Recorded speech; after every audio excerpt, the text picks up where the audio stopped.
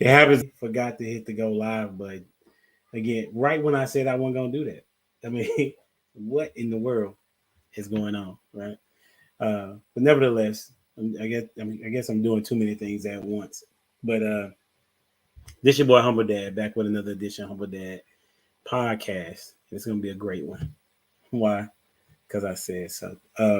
You know, this weekend was Father's Day weekend as well as Juneteenth. And so, but most of the time that I celebrated was centered around Father's Day. You know, that's what I advocate for is for fathers and dudes doing their job and appreciate dudes to do their job. And one of the things that I had requested on my timeline on Facebook was for individuals to make sure that they gave a good shout out or appreciation for the fathers in the house or around them, and that's what we're going to talk about today: how to appreciate dads. But before we get started, the question is going to be, what's the worst haircut you ever had? And we're going to start with the hairdresser, Miss Dia. Hey, What's going on? it wasn't a haircut. I when I was working in the salon, I bleached my hair, Mm. and my uncle was the owner of the salon, and he told me because he was a veteran stylist that my hair was gonna fall out. So I'm like, young, I want to do what I want to do, so I bleached it and I relaxed it at the same time. So I was creating a ponytail, and I sat under the dryer, and all of my hair broke off, like the whole ponytail. So that wasn't a haircut per se, but I had to improvise and create some hair. So that's what I did. How long did it take to grow back? It took years, Oh, but yeah, it was when I was probably maybe 22 then, so it was a long time ago. But I didn't care. I'm a stylist. I can create anything. that's a So blessing. it wasn't that big of a deal because I'm a hairstylist, but to somebody else it probably would have been devastating. That's what's up. Hey, we're gonna welcome to the stage Mr. Young. I know you ain't had no bad hair days, bro. You know what I'm saying? Whoa, man, you done brought back some childhood trauma for me on tonight, humble dad.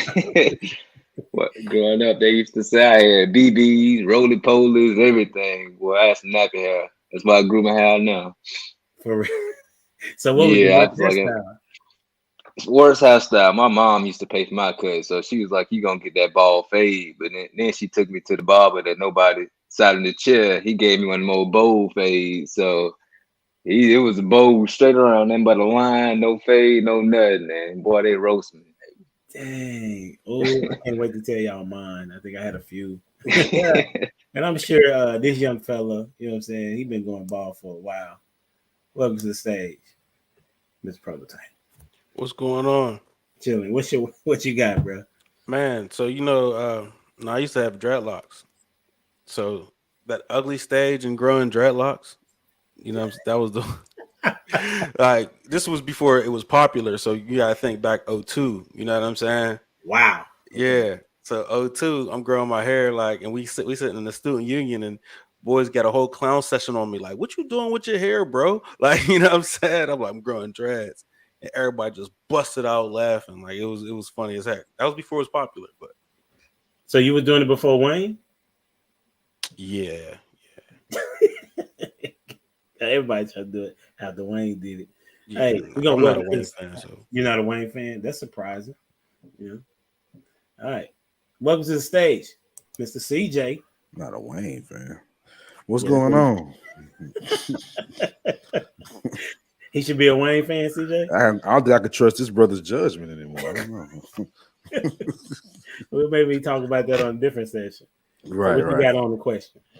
I got a couple situations. You feel what I'm Okay. saying? Okay. Um, I'll tell the one that upset me the most. So I used to have hair too, right? Believe it or not. Allen Iverson was my favorite player, so I always tried to get the braids like AI, right? My mama didn't feel like braiding my hair one day. Coincidentally, this was the first night I met my grandfather too, so it made it 10 times worse because I want to be a man. I meet my granddad and shit. So she puts the ponytail at the top of my head and the hair flowing at the back. And when I looked in the mirror at it, bro, I can't even explain to you. how mad I was. I looked like Joanna Man or something. Like, it wasn't a good look, bro. So I remember I got my hair cut that same night with some scissors and a little Target battery clipper. But yeah, I preferred that ugly haircut over love don't cost a thing hairstyle. So that was cool. Dang. So that's the one. So what's another one? Because you said you had a few. Yeah, I had two. So I was walking because the barbershop I used to go to was right down the street from my grandmama's house or whatever. So she gave me $20 to get my haircut. But me being wild and having basketball shorts on, I lost the $20 that got my haircut, right? So a guy down the street named London was like, I'll chop you, bro. I'll make it look like, you got a haircut. So because if you lose money, you know how it goes. You get your ass whooped, right? So I was like, I said, all right, cool. So he cuts my hair with a shaver, like the the joints you feel what I'm saying? He cut my hair and it had one blade on the joint, right? So he cut you know what I'm saying? He gave me it wasn't bad though. Only thing that was bad was the line. But guess you can expect that cutting it with one razor, you know what I'm saying? But I had a cool little tape on the side, you know what I'm saying? He did pretty good for a 15-year-old with a shaver. So that's what's up. But I still got my ass whooped because my mama put it together. And dang it. Right. So you lost twice. Right. Horrible day. That's what's up. Hey, we're gonna welcome none other than himself. R Dubs in the building. Ricky. What's good, everybody? How y'all doing? We're good. How are you, sir? I'm all right. Thank you guys for asking. Thank you. Absolutely. You got the question? Yeah, worst haircut I ever had. I gave it to myself, man. It was back in when I was 13, 14, I taught myself how to cut hair. I wanted to be a little neighborhood barber or whatever. And nobody would let me cut their hair. So nobody let me practice on them. So I tried it on myself, tried to get a little fade. The first one ended up being a bowl cut. Y'all know how that go, right? Bowl cut. The second, yeah, sir, it was disgusting. And the second time I did it, I went up too far, so I ended up having to cut all my hair off, and it wasn't attractive. So those are two words. I'm one of the guys that I'm glad I got good genetics to get hair because my hair is not one of those to be bald. So yeah, those my two worst haircuts was done by me. Man, I have a lot because I had the Gumby. I had the Corliss Williamson. I don't know if y'all remember Corliss Williamson. He played with Arkansas. He was like player of the year back when they won the championship in NCAA. Got some young folks on him. And he had this, like everything was bald, but he, where the part would go, if you had a lot of hair, then you have a part. But I had the opposite. I was bald, and then I had a strip of hair that would represent my part. That was very popular back then. When was this? When was this? I remember Clinton was at that game. Yeah. That's how old they talking about. Yeah. Bill Clinton was at the game. Yeah. All right, then. I had a finger wave. That was nice, bro. And then I had in Texas or Dallas for sure. I had the booty haircut. What the fuck? I don't know if y'all know what the booty haircut is. That's like the shag or the mullet, or you got the patch.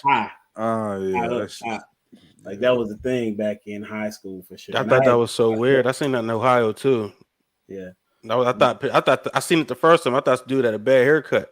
Then I kept seeing it. I was like, oh, we ain't in Pittsburgh no more. They do it in Memphis too, right now.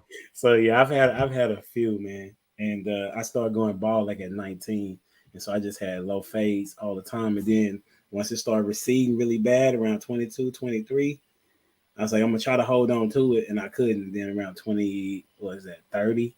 That's when I went bald. So I've been bald ever since. Yeah, for sure. Well, thanks everybody for being here today.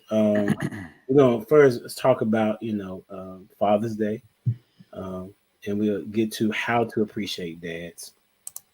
And let's see, shout out to some of the people in the chat. You got Combo and Chill, my guy.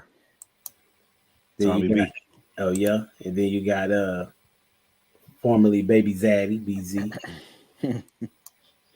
And then somebody that's always in the building, Fishing to Fit.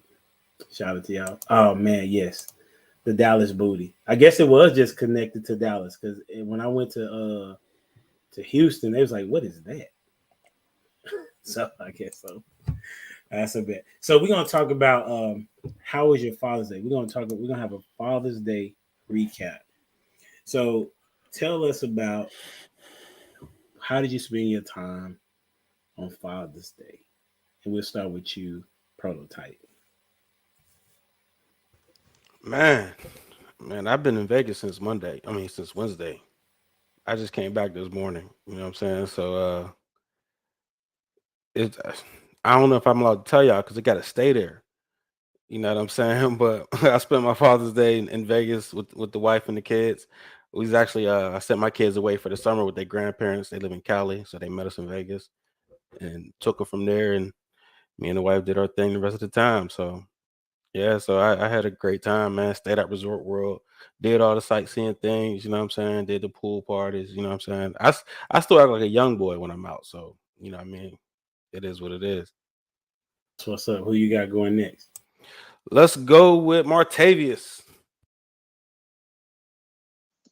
Yeah, mine was sort of like a weekend. My brother and sister, they flew up here from Alabama and Atlanta. So first time in South Dakota. So we pretty much just celebrated just throughout the weekend. My sister cooked the whole weekend, which was crazy because she can throw down. So that good old Southern cooking and just hanging out with my fam. So that's pretty much what we did. And then they kind of brought the spouses and their kids. So we just really just hung out, man. And they loved it here, surprisingly. I'll go to I'll go to Ricky. I'll spend my Father's Day just chilling with the wife and my daughter. My wife cooked dinner. Just another day, man. Like I don't worry about stuff like that. You know what I'm saying? Like I look for the day-to-day stuff, not the once a year stuff. So yeah, just chilling, man. Chilling, spend some time with my wife. Another day, man. Well, fire, of course. Fire 100.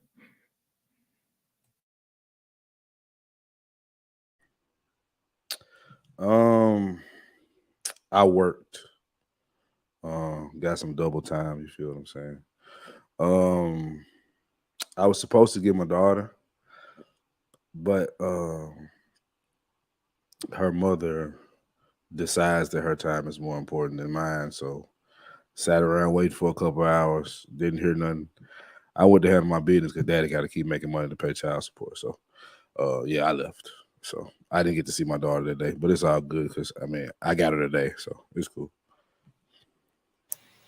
Yes, what's up, Dia? How did you spend it? My husband taught me how to barbecue for the first time. So I spent it barbecuing the day before I prepared the sides. But that's how we spent it. Chilling after that. So you put him to work, is what you're saying?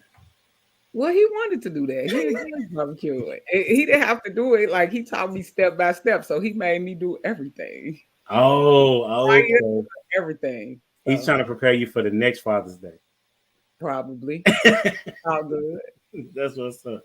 That's what's up. For me, it was good. I was able to for me, like going to churches, typically they don't honor Father's Day the same way, but the churches that I went to yesterday, they did a really good job of honoring the fathers.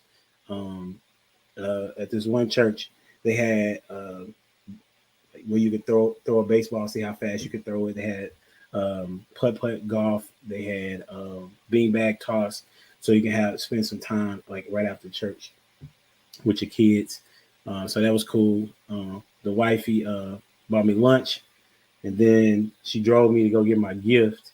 And this is a gift that I've been wanting for like 4 or 5 years. She didn't know that though, and she ended up getting that, so that was cool. And then she made me steak. You know what I'm saying? It was steak, Brussels sprouts. My daughter made the cornbread, and it was something else I can't remember right now, but it was off the chain.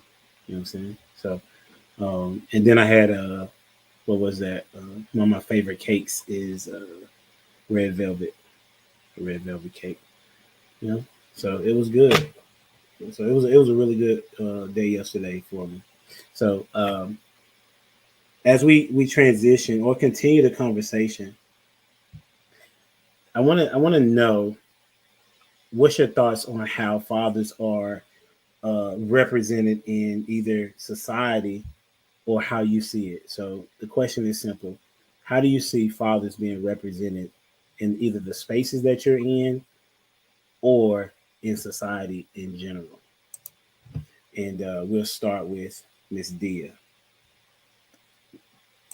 I'll say in the collective, of course, particularly melanated men, I think are misrepresented because in my personal space, when my child was in school, it was more fathers, particularly melanated fathers, that participated in field trips, school activities. Like I'm a stay at home mom, so I was always at school, and there was plenty of melanated fathers that stepped up to the plate.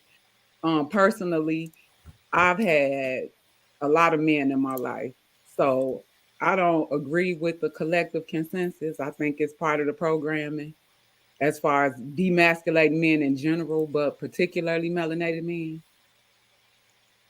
So I disagree with it. I don't subscribe to anything general as far as the programming is concerned. So I think it's negative, but we have to be aware enough to know what the truth is. And based on my relationship with my dad, he was everything to me. So like my first love. So and I had a great, well, one of my mother was married 3 times, but I had 2 great fathers. So That's good stuff. Who you got next? CJ.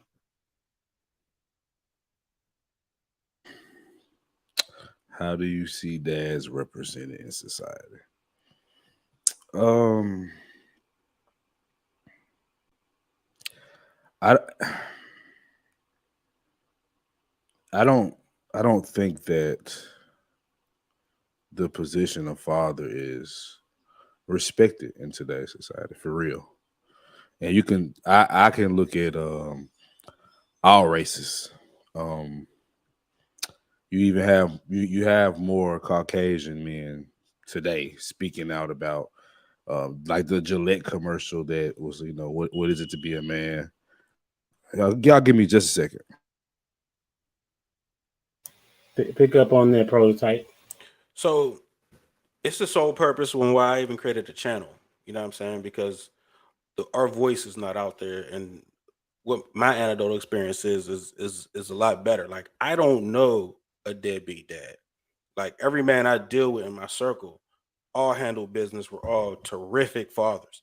You know what I'm saying? So it's just like when I hear people complaining about deadbeat dads or dads being this way or that way, I'm like, where are they at? Because I don't know any, like in my whole peer group, like I don't know any men that are not raising their kids. Like it's just like, wow, you know what I'm saying? So I don't, as far as how we're represented in media, media sucks. Every movie is trash for us. Like, you know what I mean? The media does not hold us to a positive light at all. But it's just so far gone from the truth that I just don't understand how the media could continuously do this kind of content, you know what I mean, without a fair representation. You know what I'm saying? So yeah, man, I don't think we're represented very well. I hate that we look like chumps in every movie that comes out. Like it pisses me off. Like I stopped watching some movies, you know what I mean, and things that dads wouldn't even go for. Like they're making dads go for it, be extra soft and like tough and feminine at the same time. Like nobody's going for that. Like you know what I mean. So especially those cartoon Disney movies, like any kind of movie, like the dad is just never would who you would be or what you could look up to, or even in the church, like you know what I mean. Like the church is not a good representation of fathers either. But I'm gonna let Ricky go ahead and spin because I know he about to go off. Let's see if they finish his thought. Um, I pretty much agree with prototype 100%. That's kind of where I was going. I also got like an example, right? In my job, they did something for the fathers. I was shocked, right? but they gave away some tools which I desperately needed. Right, end up getting me a impact wrench. That's dope. But anyway, there was a young lady that told a group of guys that I work with at the job or whatever, Happy Father's Day. And she was like, y'all really should say Happy Father's Day to me, which is like shit I live for, right? At one point, like, but when she said it though, I didn't want to combat it. Like, I was really like, do we have to do this every year? You know what I'm saying? Like every year, bro. And she was like, no, seriously, if you ask my son who his father is, he'll say his mother. So far too often, dads are represented like that. We have to compete for a position that's rightfully ours. Now, do I? No. I just do what I'm supposed to do. It is what it is. I'm not expecting a whole lot from anybody because at the end of the day, I got a job to do. But I'm gonna be honest with you. Yesterday was not a good day for me. And it wasn't just because of the situation with my child's mother. It's just the vibe that I feel from women. It's like, damn, we can't have the day. It's not bad baby daddy day. You know what I mean? So, yeah. Go to Ricky.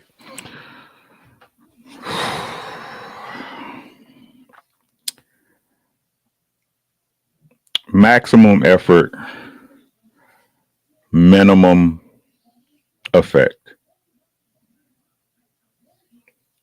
That's how most fathers are viewed in the public, right?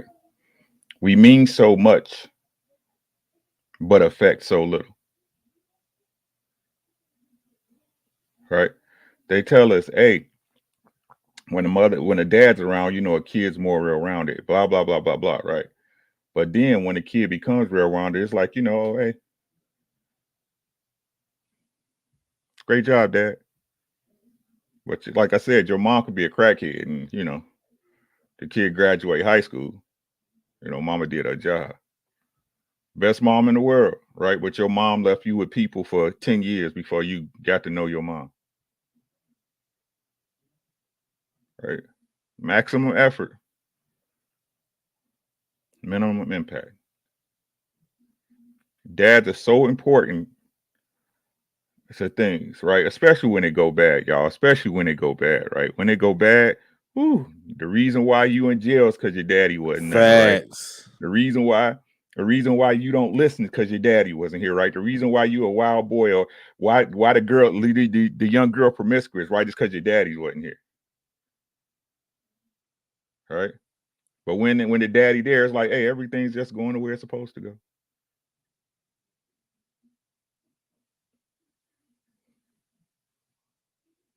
You know how that thing go.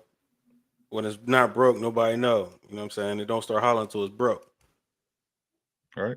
Squeaky wheel, what they say, don't nothing travel faster than bad news, right? All right. Like, yep. And this the thing, right? For me, especially with Father's Day, like,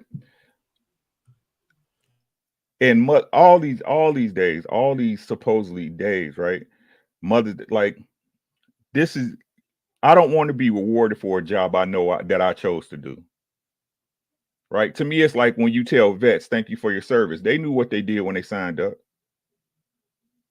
Right? You signed paperwork. You knew what you signed up for, right? But what I'm saying is that you don't even have to show you, like, the way you buy your mother's gifts and take her flowers and take her out to breakfast whenever it's Mother's Day. I don't need all that. Just give me the same reverence. Right? Where's the same reverence? And it's sad when you really think about it. You know what I'm saying? But what can a man do but do his job? Can I ask a quick question to the panel? What do y'all think when y'all hear you're a father, that's what you're supposed to do? Like, what pops in your head when y'all hear that? We'll let Montavious. Ricky, will you finish? Okay. Martavius, can you answer that? Yeah, I mean, I agree on everything that the guys are saying, and I think just the fact that it's like an old narrative, just what they put out about dads and everything, like it's sold for so long, but now we're in this day and age where, like you see a commercial, you no longer see these type things, and I think they're trying to switch the narrative because you have platform that you actually have dads and fathers and guys getting on and actually speaking up about these things and really talking about some of the issues that's been going on for a long time. So for me, I think it's a narrative. How it's being represented now is a narrative that's trying to be switched, but it's going to take a lot of work. And I was trying to like put it in perspective to me, and it's almost like when you think about Lamar Jackson, he's doing something that nobody have ever did, represent himself. And he got MVP. He killed the league, and he's trying to get the highest dollar amount. But then you got all the analysts talking about it, talking bad about it, and you looking and you compared it to everybody else, and you're looking at the number, you're saying like, why are you saying this? Because he's doing something going against what you believe in, and that was selling at the time, the hot takes on him. And I think once he got that deal, you no longer hear anybody talking negative about him because he conquered what he wanted to do. He changed the narrative of that about sticking to the strip that he wanted to write. So I think as dads, when we continue to stick to that strip, we know what we're doing behind the scenes. And I go back to what Prototype said, when you look at like what's around you, like I coach my boys and like dads are everywhere. Basketball, football, baseball, you see the same dads coaching, showing up on the sidelines. I have 2 boys playing, and it's a lot of other dads. We going back and forth doing so many other things, but it's not just sports.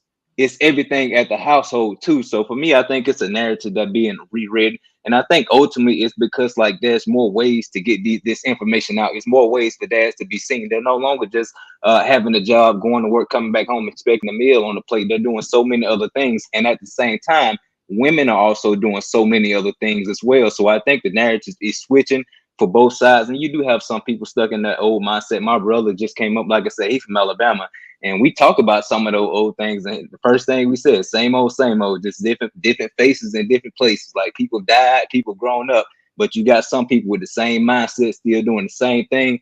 And their kids are playing sports and their kids see what they're doing when they're not on the baseball field. So for me, it's almost like that generational pattern that I always talking about that is continuing to be rewritten. And for us, and just thinking back to the South, like that's just your dad. That's what he's gonna do. But then you got my brother. He's been to college. He's done these things, and he's raising his son in a different manner. But he's not just raising his son. He's bringing in these other kids as well. So, and he's not the only one doing that. So for me, I think I see it as dads, fathers, men are starting to rewrite the strip, and I think people are starting to see it from another perspective. And it's gonna take time. It's not gonna happen tomorrow. People still gonna show up and say and do and say like that's what you're supposed to do. And at the end of the day, that's just the truth of the matter. That's what you're supposed to do. So for me, I don't, like I said, I don't get mad. I don't argue with anybody. I continue to show up, understanding like only thing that I can change isn't within my household. If I continue to show up and continue to show up on things like this to inform people and show people, then I think we can continue to rewrite that narrative. That's good. Welcome to the stage, Mr. Dwayne. Yo, how y'all doing tonight? Good, Sorry, bro. Listen, you consistent. One more time? You consistent. Yeah, I appreciate that. Yeah. Thank you. I try. Hey, so you gotta answer this question, but the other previous question was what's your worst haircut? Oh man. See, worst haircut. I was cutting my own hair since I was probably 15, and I gave myself a 36-year-old lineup. Pushed it way back early on. Yeah. I had to shave it down real low. So you know that magic erase called 0. For sure. That's what's up. All right. So you got the question. How do you see dads representing in society? I know you on this one. Yeah. No, we've been catching the L for a long time. Shoot. Yeah, that's just what it's been. From a cultural standpoint, like from what we see in like the mainstream. But I think because it is our responsibility, I think there's men that are willing to step up because they know it's their role and they'll play their role. And there's nothing wrong with playing your role. Nothing wrong with playing your role. So in that, as for fathers, Like they have a huge role, and I think society makes it easy for them to forego that commitment and that responsibility. So just like Montavious was saying, like that's flip on that narrative. So it's I would say this: it's time for strong men to get a hold of that narrative again and not allow society to dictate that, because what is it? Weak times or weak men create hard times. So in that sense, like, hey, we raising a whole bunch of they're demasculating men, if that's the word. Yeah, that's what they're doing in society now. So they're causing men not to be men. They're turning men into women. That's what's up. So I'm trying to think about which question I want to go to in regards to the statements, because is it important to know where it started or how we can fix it? Does it make sense? Like, do we need to know how did we get here first? Or since we are here, should we talk about some solutions? So we'll do it like this. So we always talked about society, but more specifically, where do you see that this narrative against fathers may have started? Okay, that's the question. And I'm just coming off the cuff based on what y'all been saying. What do you think it started? And then we'll transition on some ways that we may be able to change the narrative. Okay, and so we'll start with Ricky. I think it doesn't matter where it started; it's where we at right now. You know what I'm saying?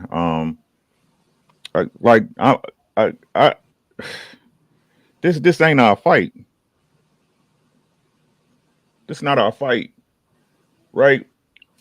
As a man, if I'm doing what I'm supposed to do, why I gotta convince you?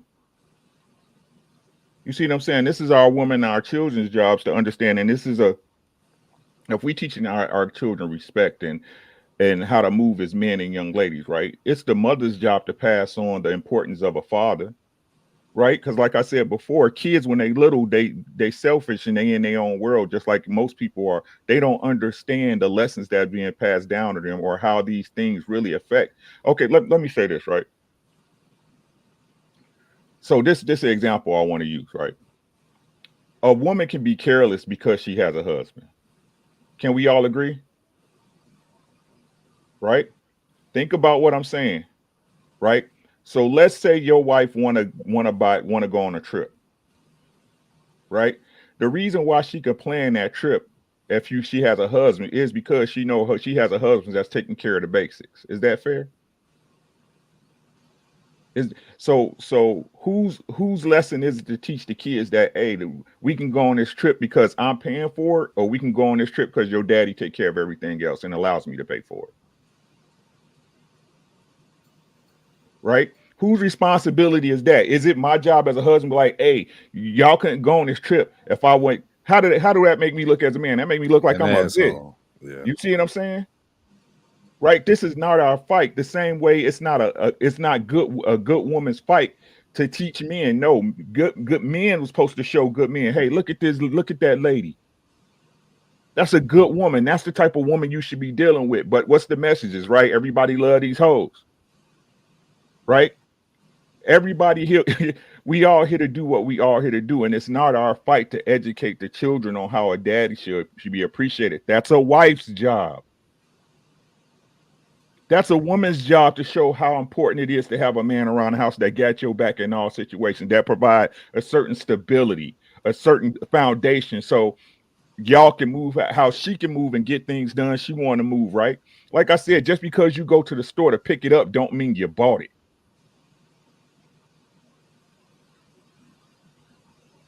It's not our job. And that's the whole problem. Everybody keep trying to push off responsibilities that don't belong to them onto the other parties. No, ladies, y'all was supposed to make your man look good. Y'all was supposed to build the reverences of the husband and what he provides in the home. Not me. All I got to do is do my job.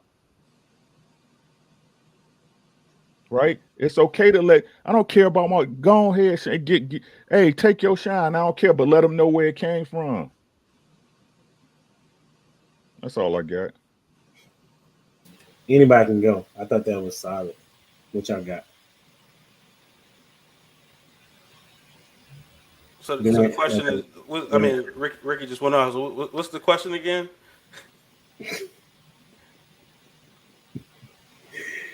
Oh, how do we fix it? The Oh, question worry is, about you can start with where was was it started, or you can talk about how do we fix it. right. So where it started, like I said, it really don't matter. Um, One thing I do disagree with Rick on is I think it's our job to fix it on anything moving forward. You know what I'm saying? Because I don't know. Rick likes to hold women accountable. I just don't think they're capable. You know what I'm saying? So the leadership has to be has to be on point, man. And you know, once we get it together and stop passing the buck. Once men get like, hey, this is my problem to fix. The problems of the world are mine to fix. Then women don't have no choice but to follow suit. You know what I'm saying? But we can't pass it to women. They're just not capable of taking accountability that way. You know what I'm saying? And as long as we're expecting them to do that, no work is never going to get done. So I mean that's kind of how I feel about. But how it started, I mean, you know, we could talk about that till we're blue in the face. You know what I'm saying? But where we need to go from here, men need to, for one, stop having kids out of wedlock and lead a family accordingly, man. And don't pick a woman that don't respect you. Like, you know what I'm saying? So it just is what it is, man. And men need to take the bull by the horns and ride that thing. You know what I'm saying? So it is what it is. I would like to know Dia's thoughts on. I know you see our face crunch up. Oh yeah, I did. I'm gonna come to you after that, CJ. But I did. What's your thoughts on what Prototype said? The accountability thing is where my face crunched up, of course, because I'm a woman. But I don't even want to acknowledge what Prototype said because he's entitled to his opinion. But what I do want to acknowledge is where I think it came from as far as generationally and what I saw growing up. I think the narratives that we saw was that it was about the man in our household versus men in general. And I think what we consider success is what's jaded, because my dad, like I said, was my first love. And according to society standards, he probably shouldn't have been. According to my mother, she kind of didn't understand why he was. But he was a nurturer more so than anything. He wasn't able to provide financially, but I wouldn't be the woman that I am if he wasn't the man that he was, even with his imperfections. So he was a addict, a heroin addict. However, he loved me exactly the way I needed to be loved. And he taught me the most important things that I needed to know in life, which was acceptance. And that was invaluable. So I don't think I think we just need to change what we consider success.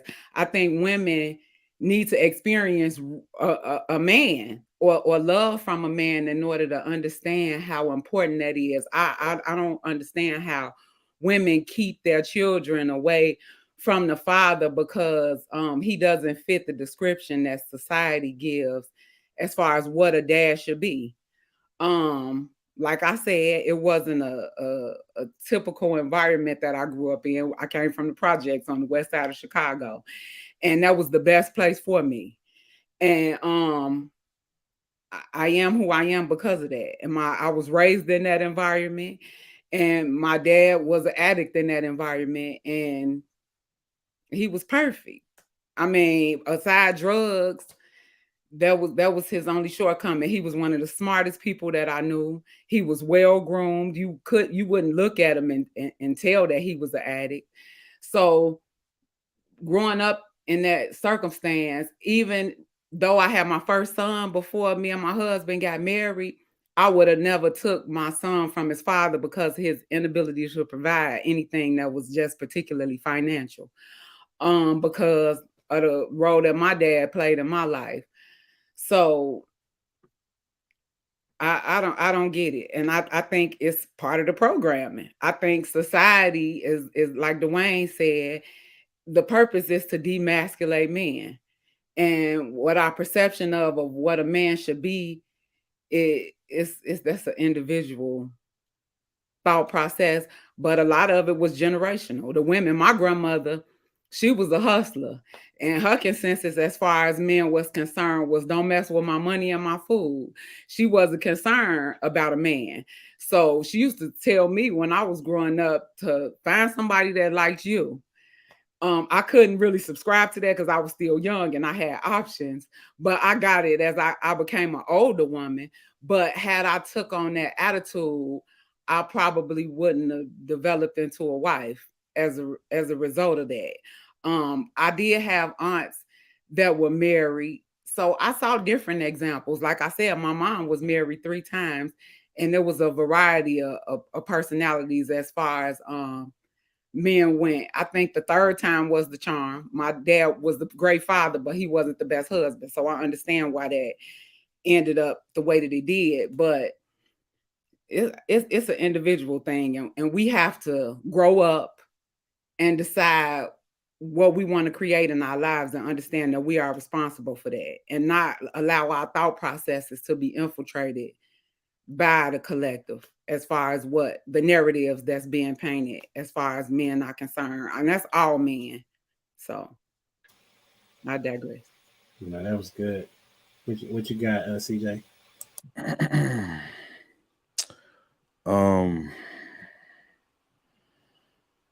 Well, like they said, where it started, it's debatable.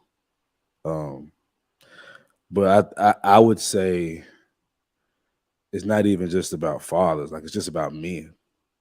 Like there's like we're just supposed to be beasts of burden, right? Case in point, in the last 30 days, I've lost 2 brothers of mine to gun violence, right? And they left behind 8 children without a father, right? And I saw a Facebook Live video of one of them die, right? And what that put into perspective for me is that men nor women give a fuck about men. Like that's what I'm seeing.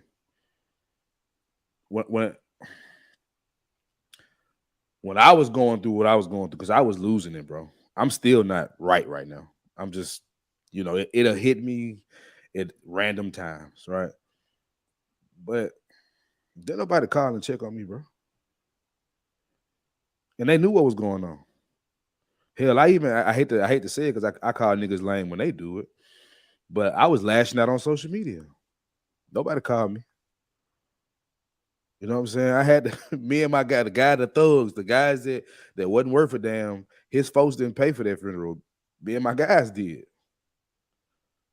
He was nothing to the world. Rest in peace, Malcolm Garner. He was nothing to the world, bro. And he had 3 sons. So that's what I'm saying. Like, it goes deeper than fatherhood. It just men. It's like not enough of us care about men. I do think it's some onus is on us as men too. Because when I see my brother slipping, I should reach out to him to grab his hand, bro. And that nigga be all right. That's the mentality. Especially where I can't speak for y'all. I'm just gonna speak for where I'm at. The mentality is shit, that nigga gonna be all right. I got my own shit to deal with. But let a woman break a damn nail.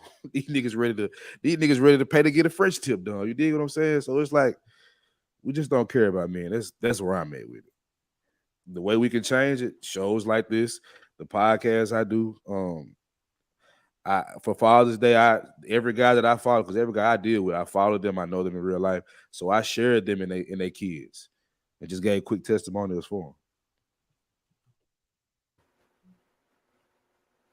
Hey, first I want to say, sorry for your, what you're going through, bro. 100%.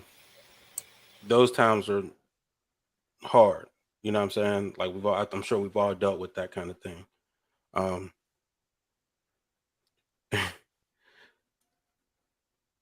I think there are a lot of men that do care.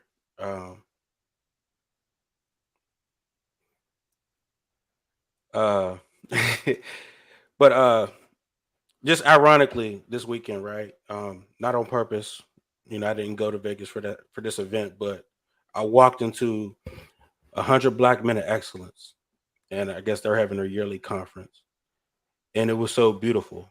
Like, you know what I'm saying? Like, It was me, my wife, and my 14-year-old son. We're just walking around and checking out different hotels, and we're in Caesar's Palace.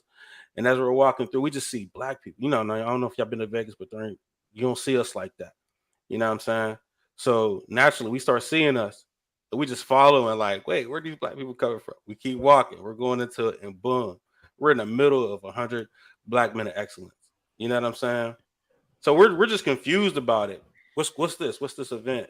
And as we're trying to figure it out, I'm looking it up. Like, I'm gonna definitely register for the chapter when I get back to the crib or whatever.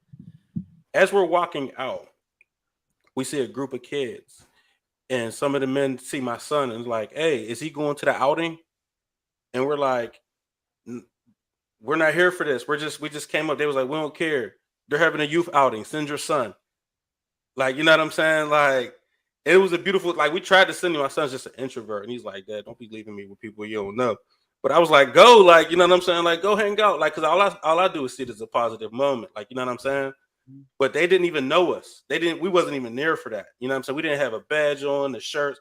I'm dressed like I'm going to Hawaii. Like I'm colorful, but all you see is black men in suits. You know what I'm saying? The kids got on suits, everybody. It was beautiful, man. And we're out there. You know what I'm saying? I think there are some trying to make a difference, man. We just got to get in a certain loop. I've never heard of this group before until I ran into this situation. You know what I'm saying? But I think it's just stuff we just need to keep talking about and letting each other know, like, hey, there's support out here. Because we're not as alone as we think. You know what I'm saying? Like, there's really help out here. And you can't say that men don't care about. We really do. There's men out here that care. You know what I'm saying? But the information is just not getting passed or whatever. But you're really not as alone. You're not that alone. I understand you might feel isolated. You're going through something. You know what I'm saying? My cousin's sister died last week. I've called him every day. Like, I couldn't get there. You know what I'm saying? I've called him every day. Like, how you feeling? How's your emotions? You know what I'm saying? I'm asking these questions. How are you going through this? How's your mom feeling? How's your mom making you feel? You know what I'm saying? Like, in depth. Like, so you can't say that we're not out there to care about each other, because we are, but you just got to maybe change the group or reach out, or, you know what I'm saying? Sometimes you might have to say, hey, somebody help me. You know what I mean? Like, we make it so hard for people to celebrate us. Like Ricky said, like maybe 10 times already, we do our job. It's like, we do our job, shut up, nobody, we don't want no congratulations. And that's how most people feel. You know what I'm saying? Like, I used to be tremendously selfless. Like, in the last 5 years, I've been like, I'm gonna think for myself a little bit and start enjoying life to the max. Like, I want my Father's Day to be just as big as a Mother's Day, if not bigger. My birthdays, I celebrate it like it's a holiday. I celebrate every holiday, everything I can. You know what I'm saying? Just because I'm just not trying to live until the weekend. Go through the days like I can't wait till Friday, or not be celebrated, not enjoy the life I truly want to live. We got to get out of that thinking of I just want the basics and get what we really want. And just to piggyback up what you're saying, we do in these spaces. We speak in generalities. The guys that I rock with, I feel like they dropped the ball with what I was going through. But I love them to death, so it's not gonna be like we opposition now. But the guys I rock with do what you're talking about. The 100, what is it? The 100 men, because 100 black men of excellence. They're in Memphis too, so I've seen them downtown before. So yeah, you see it. It's just few and far between, and maybe that's because, I think that's why I like Kevin Samuel so much, because the one thing that a lot of people missed was that he talked about black men controlling their own media. And that is something that we definitely have to grab by the horns. I think we have done a decent job at it, but we got a long way to go, because the narratives that have been on black men's back for forever are still there, and they're prevalent. So that's what I was getting at. You know what I'm saying? Dwayne and Martavis, did y'all go?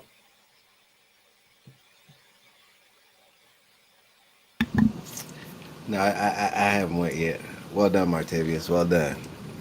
Had the alligator arm getting them to that mute button. He did.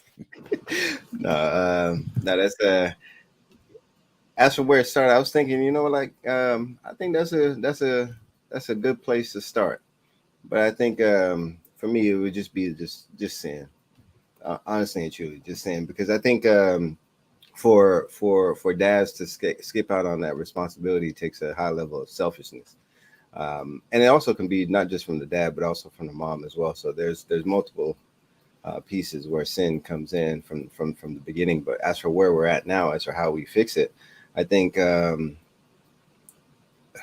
courage is hard to come by nowadays, and especially like to stand apart and stand alone.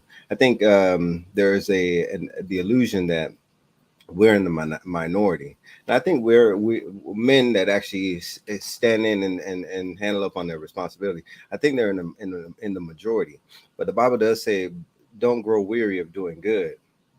And I think as we look around and there's all these pressures coming at men, like in general, like y'all said, it's not just husbands, it's men in general that are under attack. Like the mental health issue going on for men in this society is astronomical, but nobody pays attention to that.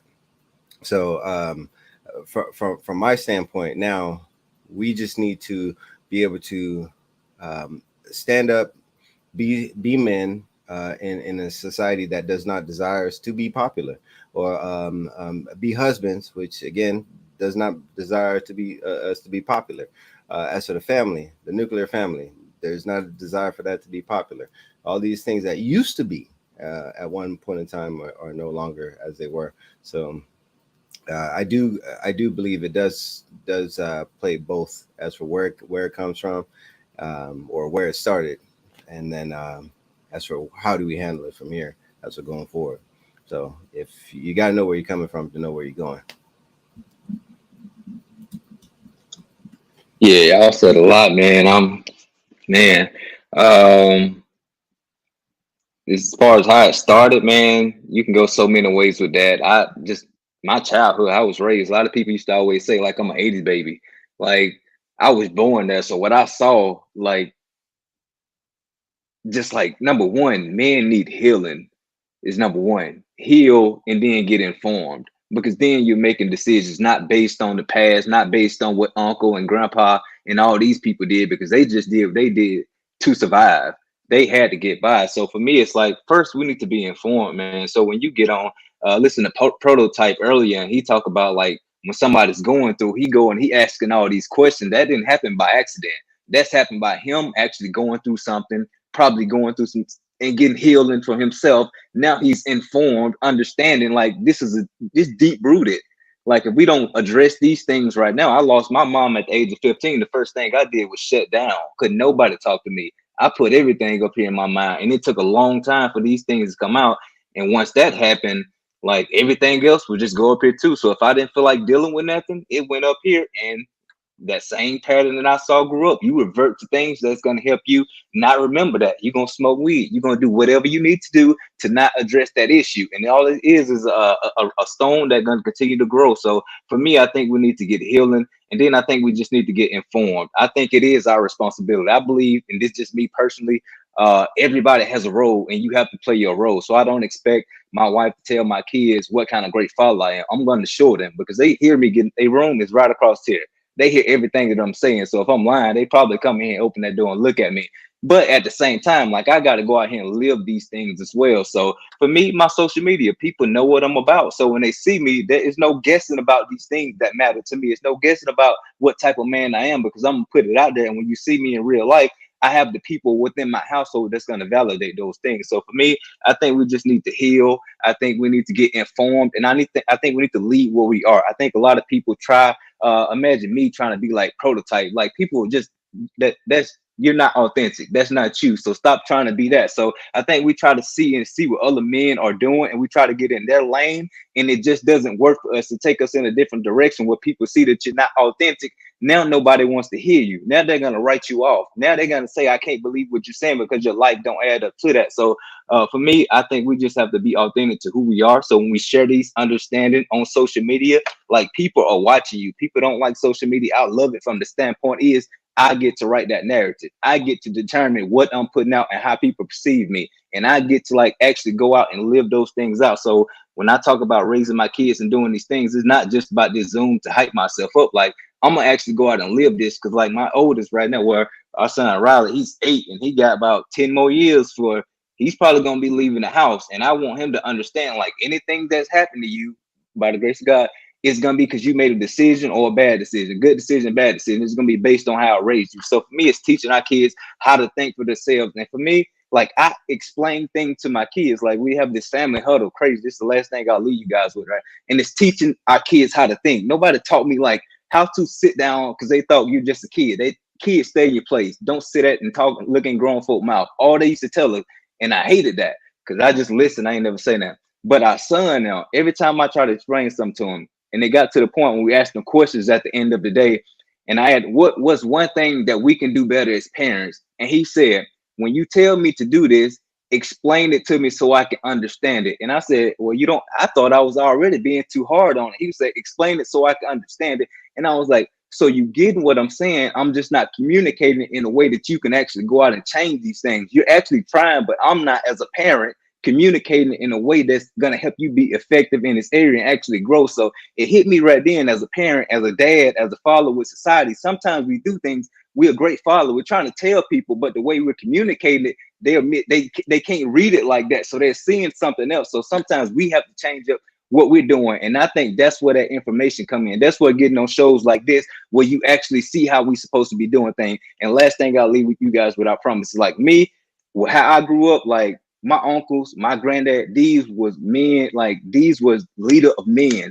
But the one thing that I hated and the one thing that I did not like was the fact that they could teach me hustling. They could teach me everything in the world. But the one thing they could not teach me how to do was leave an inheritance for my kids' kids. And I was like, if what you teaching me, it's going to pass down and I can spend that in just a couple years after you gone, then you're doing me an injustice. Like, what can I do with that? So for me, when I talk about my kids and explaining things and unlearning a lot of stuff and teaching them what I didn't know, I'm thinking like, these are going to be for your grandkids. These are things that's going to pass down. These are things up here in this moral warehouse that can't nobody take from you. If you lose something, you're not worried about it because you understand values, principles, morals. If you got that, then you can go and get anything else back. So I love my uncles. I love every man in my family. Like I said, they was men of men. But the one thing that they not could teach me to do was those things. And those are the things that I'm learning now as a 36-year-old man, that I'm trying to teach my kids, that I'm trying to teach other guys. And it's hard because you have to teach it and live it at the same time. So you're going to make mistakes and people are going to look and say, well, you're not changed because of this. And it's like, it's a process.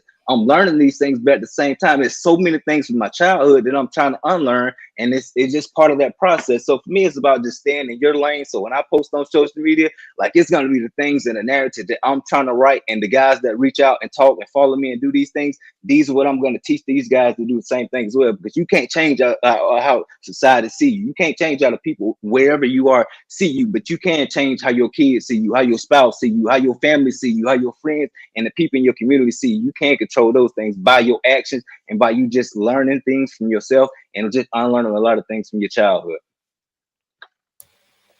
That's what's up. Did anybody want to add? I do. Go ahead, man. I think that we need to remember that we are at war in general as people. And I'm not religious, but I do know the scripture in the Bible that says we fight not against flesh and blood, but against principalities and spiritual wickedness in high places. Mm-hmm. And today is the day, and we're in the quickening. So we need to be mindful of the narratives that we subscribe to. And on my personal journey, y'all know that me and my husband been together since we were kids, 13 and 14 years old, right?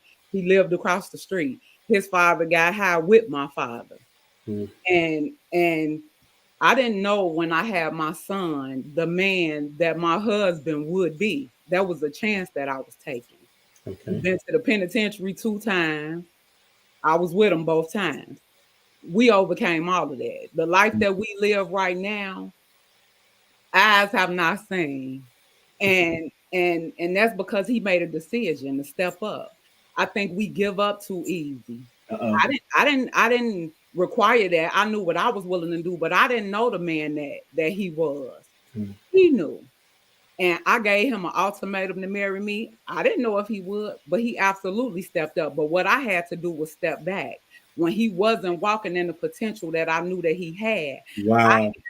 I had to make a decision that was unacceptable. And I knew that if I Mm. accepted him the way that he was, he would never change. So despite me being on the other side of the door on my knees crying, I didn't open it. And I told him, when you need to come back with a job and a ring. And that's exactly what he did. He came back with a job and a ring. And ever since then, it's nothing that he's been able to visualize that we haven't collectively been able to accomplish. And this is all a work in progress. As Martavia said, you don't know. You don't know. It's a chance that you taking, and you take that chance. Like, all of us are imperfect, but we've overcome so many obstacles. I don't feel like it's anything that we could do. This man, his real father, he doesn't know. He was raised by his stepfather, and he was an addict as well. So he didn't have a guide. Like, none of us do. It ain't no book to tell us how to move and what to be. But he dug deep and he pulled it up out of him. And if I'm not proud of anything else, even the fact that he's my husband, I'm proud that he's a father and he stepped up to the plate in every way possible. And I love him, and I'm grateful for that. And women need to. I know potential means you ain't nothing right now, but sometimes you gotta see past the surface, and you be the change that you want to see. I changed my life first, and I tried to live by example because neither one of us knew, you know. And I just want to salute my husband for stepping up to the plate. That's what's up, Dia. I'm appreciating the things and nuggets that you're providing this evening, as well as being transparent and sharing with us the insides of what you're saying. The statement that I got from what you said, which was good, is women need to step back when men don't step up. Oh, absolutely. When it's Right. unacceptable, it needs to be unacceptable. Right. And what I mean by that, if you can correct me if I'm wrong, I'm talking about before you laying down with a dude. You know what I'm saying? That if he not stepping up uh, to be responsible enough to commit to you, then it doesn't make sense for you to lay down with the dude, right? And it could prevent a lot of frustration and turmoil in the end, right? And and then additionally, you said that there's not a lot of examples. There is an example, it's just not presented to people. So, for example, I would lean to because I'm a believer, I would lean to our Heavenly Father. I mean, he's the dopest example of what a father is. You know, I mean, he came down as Jesus, and then he lived a life and gave examples all day long. Of how that's one of the ways that I learned and how I should treat my wife and how I should treat my kids. I mean, there's scripture all over that talks about how in Deuteronomy 6, it talks about how you should talk every day to your kids about the scripture, that you should teach them the principles of life. I mean, the Psalms is all about that. Proverbs, same thing, about how a young man should live his life in accordance to pursuing his purpose. And then women basically don't chase after women. Like that's even in scripture, you know. I think it's important for men, like CJ was saying, that even if it's like, first of all, I think Matavia said it well, lead from within. But I also would say that even though you're leading within, you definitely still need to lead on the outside, because we recognize that some people have made some bad decisions in choosing some bad men, right? And some men have not stepped up to the plate as well. So there are single mothers, and I'm thinking to myself now, like, yes, she may be a single mother, but can I help it as it relates to talking to her son, you know? And how can I be better? And that leads me to I don't know if y'all saw Dr. Umar on Daily Wrap Up Crew. Daily Wrap Up Crew was talking to Dr. Umar about the state of black society, so to speak. And one of the statements that he said, and I'll get y'all take on it, is that he would blame men for where we are in today's society. Um, and and so he didn't really leave it to talk about the women. He said that if men would come together and put together something that would help all these Pookies and Ray Rays not be Pookies and Ray Rays, then we can change society from that perspective. What do you say on that? Let me jump in. Dude, Cap. I'm just gonna keep it all the way 100 with you, because I've seen him literally say the opposite thing, right?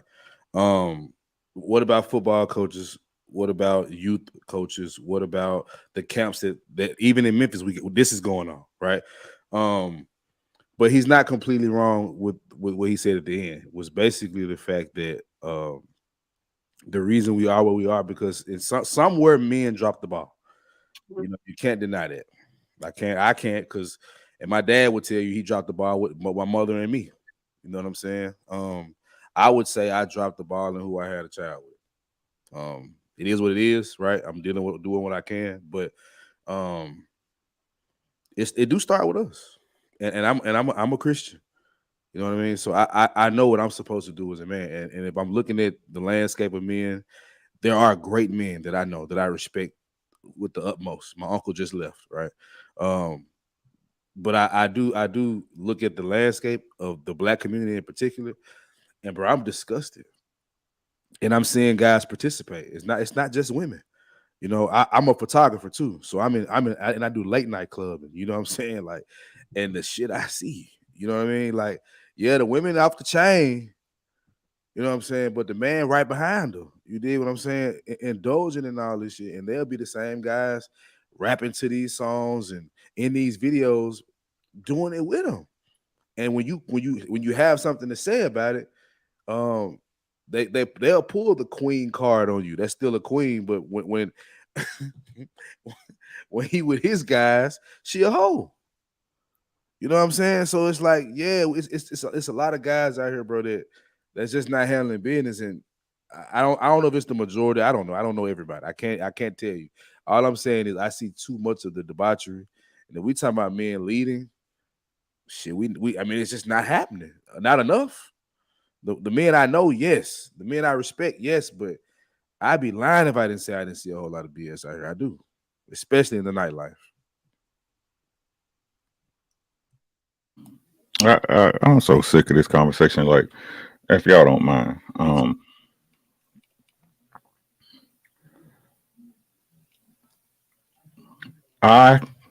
all I can do is what I'm here to do. I cannot control your perception. That's where y'all keep missing the point at, right? We can come with all this anecdotal arguments of how stuff's supposed to go, but how do stuff really go? Good guys finish last, right? Stepdaddies ain't nothing, right? You simply, hey, you doing what you supposed to do, right? So y'all again asking men to do something they have no control over. Your perception of me. I could be the best man in the world. I could do everything within my power and my ability to be right by you and by the family. But if you don't look at me a certain way, I'm still the same person to you. This is not a man problem. It's a values problem. What do people value? Just like what CJ just said. This is what's crazy to me, right? Let me tell y'all a story real quick, right? I know this guy. Got 7 kids. 7 of them, right? Different baby mamas, every single 2 kids by one, different baby mamas for the rest of them, right? He go see his kids one time. It's you a great father. It's like a retard putting his pants on. Right? A man could take care of his kids and other people's kids, right? For their lifetime, for an eternity. And that's what he's supposed to do. How many of y'all heard stories like this before? Or am I just making this up? It's a value thing. And no matter what y'all say, right? That's like I said at the beginning. I can only do what I'm supposed to do. I can only be right because it's the right thing to do. That's it. That's all. But the perception is not going to change because people don't see value in fathers. They don't see value in husbands. They don't. This is facts. Men have been being men since the beginning of time, and not all of them. Look, I'm so tired of this argument. The game don't change, only the players. The same way it is right now is the same way it is now. It's just people see more of it. That's all. That's what social media is. People see more of it. But in the melanated community, right, the narrative is already hit. It's already locked in. Right. So what y'all asking us to do as men is to fix something we had nothing to do with. Nothing. We pay for the sins of our fathers. But we need to change the narrative. We need to change the conversation. No, people need to change how they value a man that actually handles his business. People need to change their idea of what a real man is. And everybody's not going to do it. That's why I say, hey, be careful who you choose as a wife. Be careful. Right? But like I said, we need, and I said this before, my boy Proto, when you write, my guy. When you write, you write. But if women are children, we need to have a different conversation. If women are not able to make adjustments, if no matter what, they're not able to be held responsible for their mentalities and or actions, we need to start having different conversations. We need to start having conversations, fellas. Why is you laying down with this child?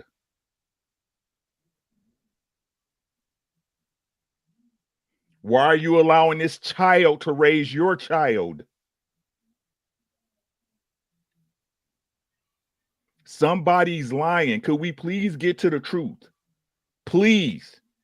All these conversations are a waste of time until we get into the truth. If you are in a marriage, you know if your woman is a woman. Humble Dad, did you marry a woman or a child? A woman, bro. How about you, Martavius? Oh, woman. Prototype? Dwayne. And I think D is a fine woman up there. Right? So we need to start having real conversations. If not, let's stop talking. Let's talk about the Flash or, the DC Universe or Marvel, some other shit that's entertaining. Right? But we need to stop shirking responsibility where it's not, and this is not our responsibility. My job as a father is to be a father. My job as a husband is to be a husband. My job as a man is to be a man. It's my wife's job to have reverence to me. It's just like the marriage conversation. Y'all keep asking married men why you should get married. The women's supposed to be convincing y'all of that. Every man know he got to risk it all to get married. Why are you asking me? I can't. What I'm going to tell you about how my girl do me and how she make my day, that ain't none of your goddamn business. It's a woman's job to convince you to risk it all, not mine. But why you think marriage is where it's at right now?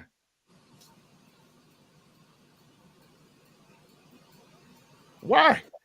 Because women ain't convincing men. They ain't worth it to risk it all. Who out here convincing it? And supposedly what they say is this: the group of them is so little that they shouldn't even exist. Will somebody please pick a lie, please? That's all I'm asking everybody to do. If we gonna pick a lie, could we stick to it? Or can we just tell the truth? What are we gonna tell it? Y'all, the truth is, look, you're not perfect. I'm not perfect. All of y'all in survival mode. Every single one of us is in survival mode. Just because you have more money doesn't make it any better. Every single one of y'all get up in the morning and go do something, whether it's for you or somebody else, to get $1 so you can eat. you know, look, I want to say something about what you're saying, brother, because I think this is where we. I'm not gonna say. Let me not say. Let me just say me. Goddamn me. I have strayed away from having the gender conversation. I've grown tired of it. I'm not gonna lie to you, but where I struggle, I believe for me is when I hear the word leader, that I'm supposed to be a leader. I hear that I have to get it right. I can't make a mistake, and if I do, everything is my fault. That's what's sold to me. I can't speak for everybody, but that's what I was taught. You're I not wouldn't going say to get that. it right all the time. I talk in again. I need y'all to understand where my basis is from. I'm from a guy who's willing to sacrifice for my family. Right? I'm a guy who's willing to get it wrong 100 times to get it right once. Right? When I'm talking about me and my relationship, because that's the only reference I got, guys. And the stuff I see, that's the only what I say and what I do may not work for y'all. I need to say that and be transparent. Right? But listen to what I'm saying. With my wife, it's my job. My like you said, speaking for me, my job as a man is to be the foundation, to be the dam, to be the rock to hold everything together in case something goes awry. Right? That means if it requires me to sacrifice, so be it. Right? Because me personally, in my mind, in the way I think, I understand that for my woman to be in a certain space or a certain comfort, she is, but because of the way she was raised, the things she went through, right? I have to provide a certain level of stability to her so she can let go of her bullshit, her traumas, right? The things that require these women to become the women they are because they either picked a bad baby daddy or they put themselves in some type of. Is that my fault? No, but I understand a woman I picked. Y'all understand what I'm saying? Right now, I understand how everybody wants to have this so-called fairy tale that, oh, your girl a virgin, or she ain't never slept with nobody, or she ain't have no kids. If you can find that, by all means, salute. But that don't mean you ain't gonna be in the same shit that everybody else is in. That don't mean it. Right? I operate within real time in the real world. So again, what I'm saying is, as far as what CJ said, because I chose and I understand my wife, like I said, I vetted her. We talked, we got down to the dirty bullshit that nobody want to talk about. I understand my place in our relationship so she can feel safe. And I'm not saying it's right. Y'all understand what I'm saying? I'm not saying it's right. I'm saying I understand the woman I married. And that's what it is at the end of the day. Nobody wants to understand. You don't want to understand your partner. You want your partner to fit what you want into this spot, into his spot, da. Now it's some shit. And again, my wife's so wonderful. I love her to death. We gonna die. Hey, you know what our talks are, Lady Humble Dad? Hey, I hope we die together.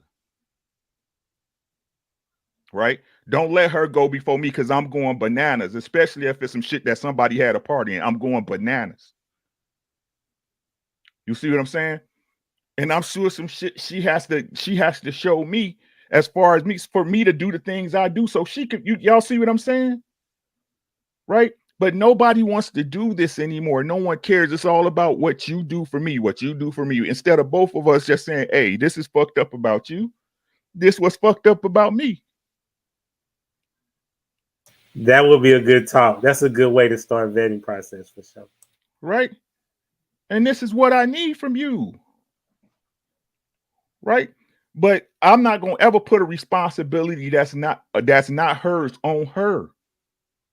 It's not her job to take out the trash. And that's me being, real basic, right?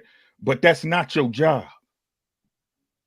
We really need, and like I said, if we're going to treat our women, I don't give a fuck about and this ain't no disrespect, Martavis. I know your wife's Caucasian, right? Shout out to y'all. Love is love, right?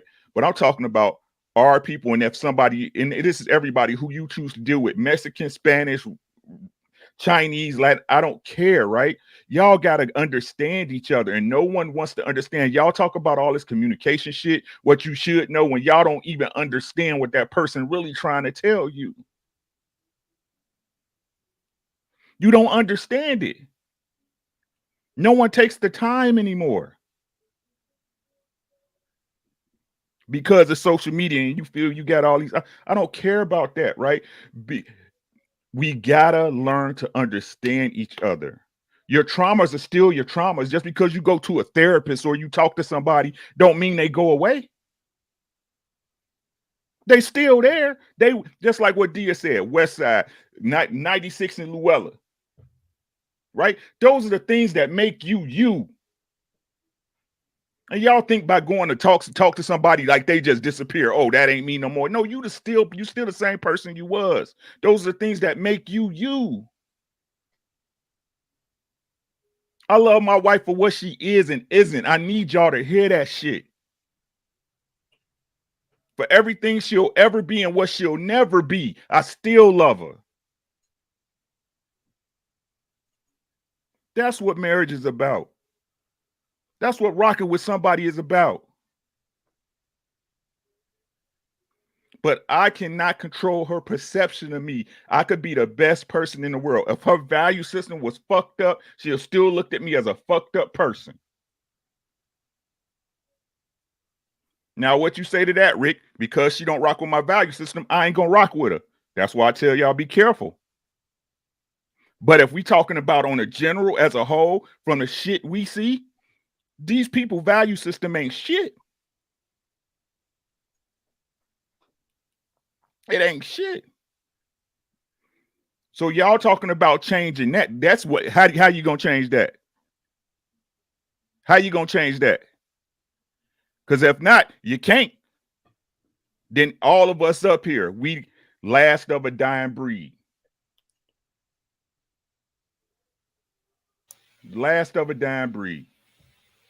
What a take. What a take. That I think the part is that as everybody is, I think Montavia said it, everybody got a part to play. Right. If you look at I think it's 1 Corinthians 13, it talks about the body and it talks about how if you're the hand, you shouldn't be worried about being the foot. Every limb and every part of the body has a role to play. And so that's similar also to what Ricky is communicating. What I've been trying to communicate too is that you have to do your job, right? Nobody's marriage is going to look the same, right? Nobody's marriage is going to look the same. But I do say that there are two things that you want to be able to identify within an individual that you're seeking. Since we're transitioning to that, is that women need to respect men that you're going to be with, and men need to love the woman that you're going to be with, right? And if you're not able to see yourself doing that, then y'all really got to stop wasting so much time with each other, and it's unfortunate of where we are, but it's a part of the programming, because if you dig deeper into it, and you'll see that marriage is the cornerstone in which communities are built. And so therefore a community can stand against anything. A tribe of people can stand against anything. You look at Babylon, I think it was the people of Babylon, they was trying to they got so well together that they was trying to build a tower to heaven, right? And then you have the situation now where we're simply divided. That's why it's called a gender war for whatever, because men are thinking one thing, women are thinking one thing, and they're not coming together to say, you know what, we can come together to solve our differences. I like what Ricky said. He said, I love her for what she is and what she will never be.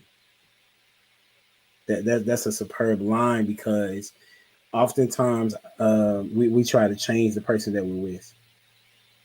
I know I found myself trying to do that. When in all honesty, what needs to happen is you just need to accept the person that they are. And if there's a change that needs to take place, you can always voice it, but it shouldn't be one in which you're gonna die on a hill on unless it jeopardizes the family, so to speak, right? And so that in my estimation is why it is important for dads to be so involved in raising their kids. If you decide to, not decide, but in CJ's situation, he said that he chose wrong, but that's not going to stop him from trying to be a dad to his kid, right? And so that's the issue that I have with dads that are saying, well, I don't like the mother of my kid, so I'm not going to be there. But it doesn't make any sense because you're actually not hurting the mom, you're hurting your kid, right? And so I think the way that you can appreciate dads, and I'll say the last thing here, and if anybody wants to chime in, you can. The way that you can appreciate your dad or dads is to see what it is that they enjoy. I think before that, just saying a thank you is good. Is good enough to some men. Another way to appreciate them is I was talking to this lady today, and she said her husband's a gamer, and all he did was play games the entire day yesterday. And she cooked him a meal and just let him do what he do. Right? You know what I would have loved? What you a SD card for my camera. You know what I'm saying? That would have been great. Well, are you asking that from me? No, I'm saying, well, if you want to get me one, that's fine. Yeah, I got you, bro. I got you, bro. Don't even worry about it. I got you, bro. That's what's you need to let one of your ladies know, bro. Hold on, I feel attacked, bro. I feel attacked. One of my ladies. What do you mean? You didn't deny it.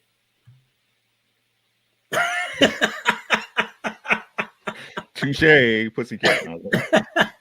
Well, this has been dope, man. Listen, I really, really, and always will appreciate the time that y'all provide to me and to the people that watch. This is definitely one of those that need to be played back.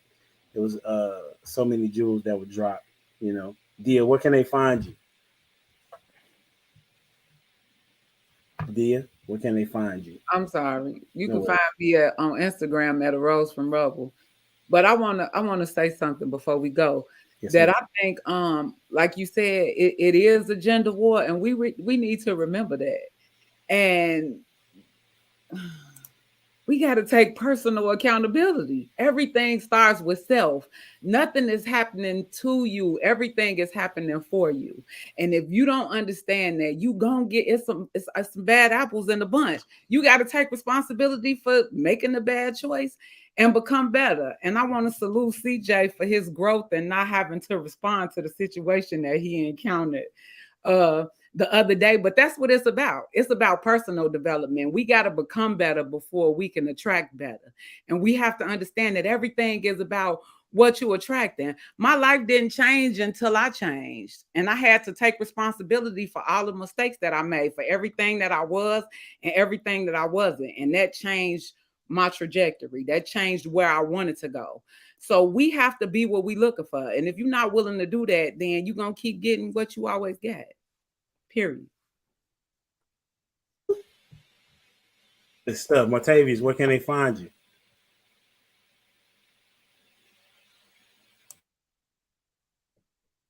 At Martavius Young, we're kind of building something out right now. So pretty excited about that within the next couple of weeks. We're doing something totally different. And like I said, I just appreciate you guys, man. And just what Ricky said, we're last of a dying breed. And part of my whole goal is to don't try to recreate that. Create a new breed, create a new rare breed. So when you talk about, I'm a project baby, but I don't raise my kids with the project mentality, with the project mindset. I take that, reshape it, get the lesson out of it, teach that to my kids because I went through that. And if you can make it through the projects, I don't care where it's from.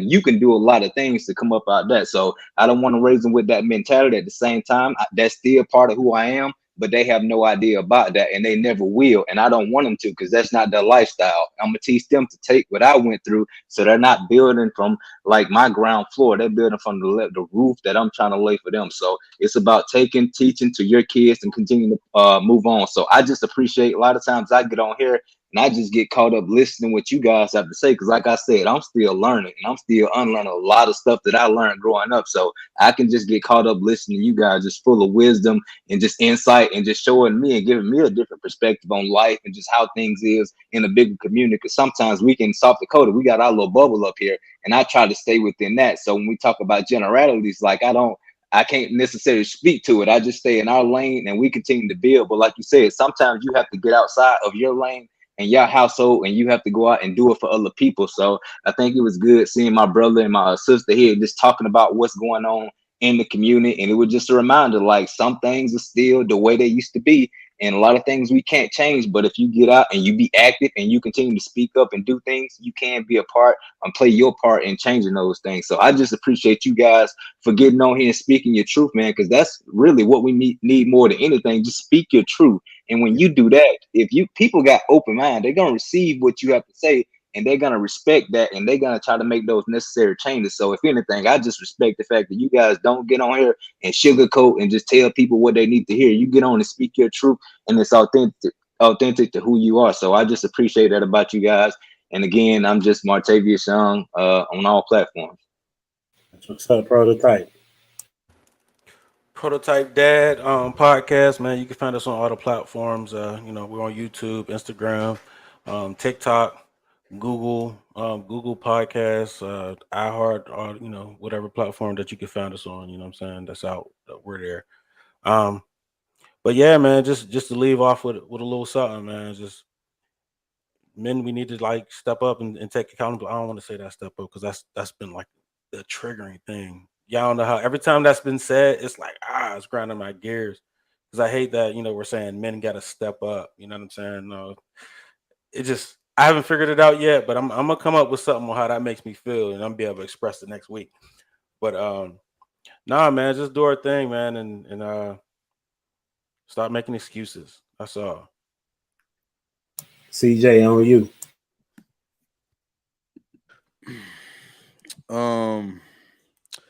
You can find me on YouTube. It's 5100CJ, Instagram 5100CJ. The 5100 podcast is spelled like you see 5100 on my name. YouTube, Instagram, Facebook, all that good stuff. And what I would leave today's panel with, I would say maybe we need to listen more than we talk. Because I hear a lot of people, especially in these spaces, we know what's going on. That's why I took a hiatus for real. Everybody knows everything. And I don't know if y'all know this about me. I try to make sure I do this because I'm only 31. I tend to shut the fuck up sometime and listen. Like when Ricky was speaking, when Prototype was speaking, when they were talking to me, like I wasn't like, but what about this? I just wanted to listen because whether I agree with everything they said, I was just gonna pick out the nuggets from it and apply it to my life. And everybody on this panel that spoke tonight, you know what I'm saying? I took a lot from it. And I hate that channels like Humble Dad don't get enough love. We love the drama. We love the hot button topics, but these are the conversations that really will move things forward. But I don't know. I guess we just got to do a better job of promoting on my end. You know what I'm saying? To do more to help my brother. And really have camaraderie with each other, like real camaraderie. Like we dropping numbers in the back chat. All right, cool. Now if I text you and you don't text me back, I'm on your ass when I talk to you next time. Ricky, what I do, Rick? Don't text me, CJ. Call, bro. Exactly. Don't text me. Call. All right, cool. Bet. So you, Dubs.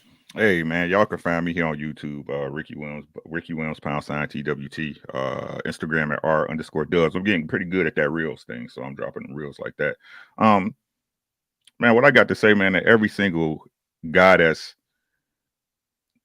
bought a kid a meal, walked the kid home from school, fixed the kid tire, tied his shoes, y'all need it, bro.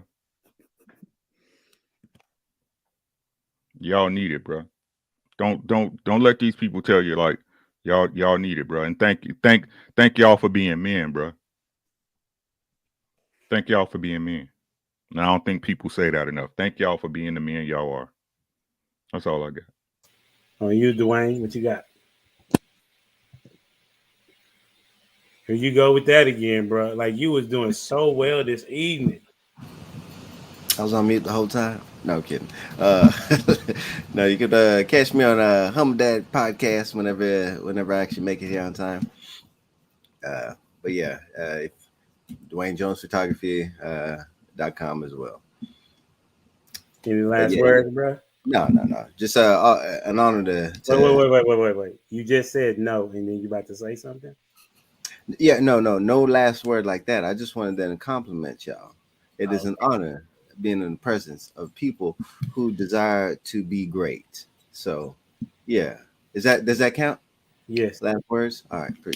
Appreciate the opportunity. That's exactly what last words mean. What you got? You wanted to say something, CJ? Oh yeah, I was just gonna ask him what he shoot with. Oh, he said, what do you shoot with? Oh yeah. The only thing that you need to shoot with a Canon. Oh my God. Yeah, Nikon. I figured that one. I saw it coming a mile away. Sony. I'll pray for you. Don't even worry about it. I use a Sony, man. Oh, Hey, Sony. if you go check out my pictures for my my graduation or engagement pictures, Dwayne did those. Yeah, I'm gonna check them out.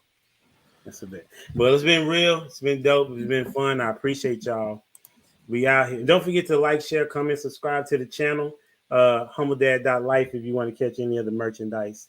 And we'll see y'all same bat channel, same time. Until next time, we out here. Deuces. The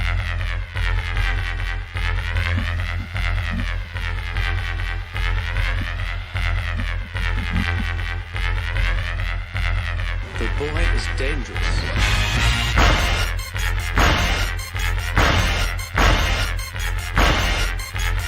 Bad feeling about this.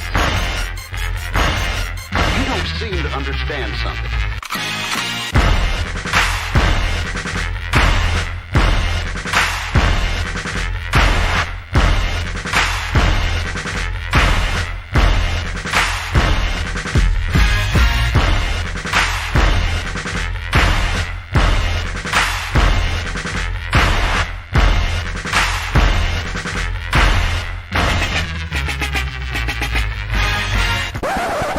The thing that I like most about being a dad is that I see that I'm about to impact the world.